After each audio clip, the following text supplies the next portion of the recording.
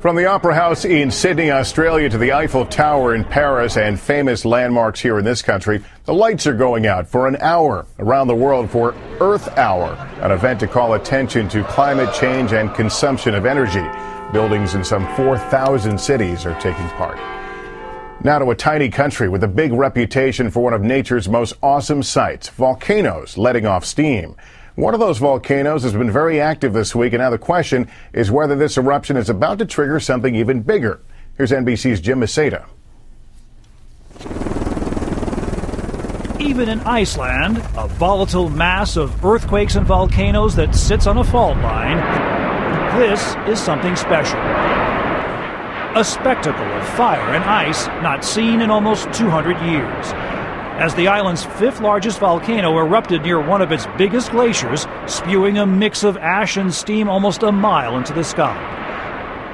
At first, fearing massive floods from melting ice, the government called a state of emergency, quickly evacuating hundreds of rural families, including this 9-year-old girl. If there was a flood, I thought our animals would die, she said. I was a little afraid.